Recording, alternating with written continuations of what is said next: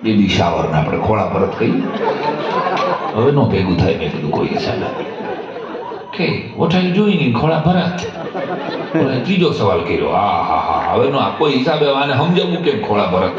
Dictionary બારું છે આના માટે. આ ખોળા I am asking you gentleman what are you doing in ખોળા ભરત? એ 3 વાર કનુભાઈ સાહેબ પૂછ્યું ને ખોળા ભરત કે વાહે જે ઓલો ભરત ઉભો હતો એને શું થયું? મારું કંઈક પૂછે છે ને રાહુલ જવાબ નથી આપી શકતો. તો ઈ આગળ આવ્યો કે સર ધીસ નોટ ભરત, આઈ ભરત. ફૂલ ભરત, ફૂલ. ખાલી પાડો એકારે પાડો લ્યો. ફૂલ ભરત. ફૂલ વાળો જભો પહેર્યો હતો એને. Okay, you are Bharat? Okay, yes. And where is ખોળા?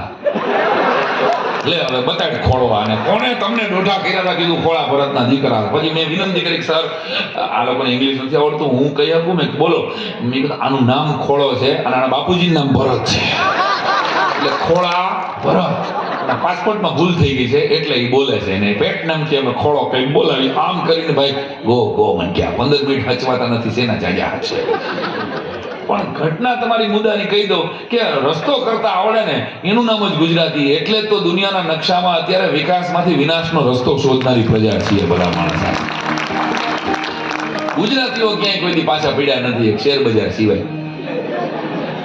એક માત્ર પ્રજા એવી છે ગુજરાતીઓનું માઇક્રો ઓબ્ઝર્વેશન મેં કરેલું છે. હું ગેરંટી કહું કે ગુજરાતી પ્રજા છે ને એ સ્પીડ બ્રેકર વચમાં તૂટી ગયું હોય ખબર છે? ઘણી વાર રોડના સ્પીડ બ્રેકર તૂટ્યો હોય એ વચમાં તૂટેલા સ્પીડ બ્રેકર માંથી ગાડી કાઢવાનો કસબ છે ને એકમાત્ર ગુજરાતી પ્રજાને આવડે છે. નાગણી આકારે નીકળે હોય એમાંથી. ગુજરાતી પ્રજાનું માઇક્રો ઓબ્ઝર્વેશન છે સાહેબ મારી પાસે. એટલી બધી આસ્તિક પ્રજા છીએ આપણે કે આપણે ઘરેથી સ્કૂટરમાં નીકળતા હોય તો જેટલી પણ દેરીઓ આવે, મંદિર આવે, દરગાહ આવે, બધા સર્વધર્મ સંભાવ આપણને એ બધાને આપણે પગે લાગતા જાય અને હોર્ન મારતા જાય. ખબર છે ને? આપણે પીપ પીપ. જેનાથી વધારે બીતો અહીંયા વધારે હોર્ન મારે. હનુમાન જાય પીપ. અને કેમ ભગવાન હાજરી પત્રક લઈને બેઠા હોય કે આજે વિમલ નીકળ્યો, પગે નથી લાગ્યો, આજે પાડી દેવાનો. આપણે ખરેખર ભગવાનને આપણા લેવલે લઈ આવ્યા છીએ. Sorry to say. કેવા માણસો છીએ આપણે કે ભગવાનને આપણે ગમે એવી અગરબત્તી આપીએ છીએ. વાત નાનકડી છે. અને ભગવાન પાસે ભગવાન સિવાય બધું માગીએ છીએ. ભગવાન પાસે ભગવાન સિવાય બધું માગીએ છીએ. એટલે કોઈ શાયરે લખ્યું છે વિમલભાઈ કે લખીને કોઈ બિચાર એક માણસને મારા જેવા વ્યક્તિને એમ છે કે ભગવાનને પત્ર લખવો છે તો હાલો લખીએ. લખીને કોઈ બિચારે લખ્યો ઈશ્વરને કાગળ. એના સરનામામાં એમ લખ્યું કે મંદિર મસ્જિદની આગળ પાછળ. લખીને કોઈ બિચારે લખ્યો ઈશ્વરને કાગળ. એના સરનામામાં એમ લખ્યું કે મંદિર મસ્જિદની આગળ પાછળ. પછી ટપાલ ખાતાનો એક આખી પેઢીઓ તો ટપાલ લખી જ નથી એટલે કદાચ બધાને ન કનેક્ટ થાય. શેરો કરીને રિટર્ન આવતી. ખબર છે? ટપાલ સરનામું ન મળે તો શેરો કરીને લખાય કે આ સરનામું ખોટું છે તો બદલ્યું. શેરો કરીને પાછું આવ્યું કે સરનામું ઉકલ્યું છે. શેરો કરીને પાછું આવ્યું કે સરનામું ઉકલ્યું છે. ત્યારે મુજને ખબર પડી કે ઈશ્વરે ઘર બદલ્યું છે. ખબર પડી કે ઈશ્વરે ઘર બદલ્યું છે. નેતાળ પ્રદેશમાં રણ પ્રદેશમાં એક સાધુનો આશ્રમ વટે માર્ગું ભૂલે પડી જાય અને લગભગ 7 વાગ્યા. ભૂખો થાકેલો આવ્યો અને સાધુ એકલા હતા આખા રણ પ્રદેશમાં. એમ કીધું કે ક્યાંથી? તો કે બાપા ભૂલી ગયો રસ્તો કરી નાખો. સાધુ બહુ પવિત્ર અને કરુણાવાળા સાધુ. તો કે હું હમણાં જમવાનું કરી નાખું, ચિંતા ન કરતો, પણ એક ખાલી શરત છે કે હું રોટલા ઘડું ને તું બેસ અને ભગવાનના માળા લે અને ભગવાનનું નામ લે.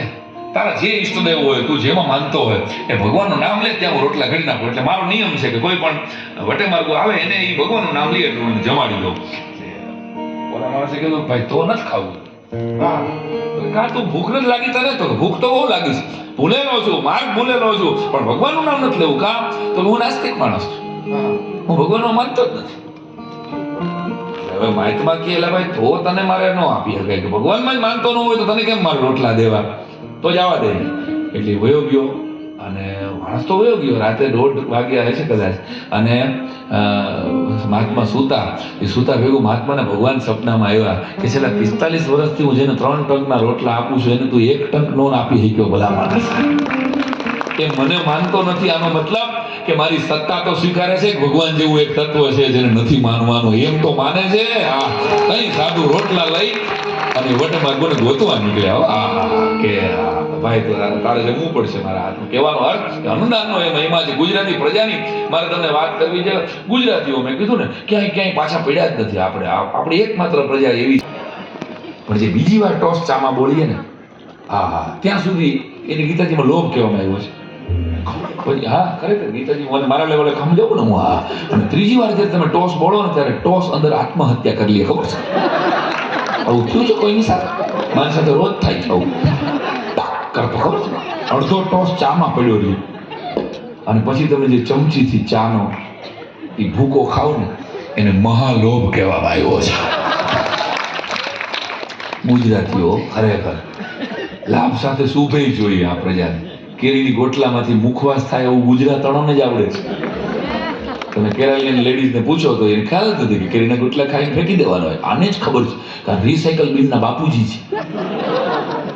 સિરિયસલી આપણે રિસાયકલ બિનના બાપુજી છીએ એટલે જ ગુજરાતીઓને ખબર પડે છે કે આની ડબલ આ તરબૂચના બીમાંથી મુખવાસ થઈ શકે. બોલો લ્યો. એ આપણને જ આવડે. આપણે કપડાં પહેરી લઈએ પછી ટાઈટ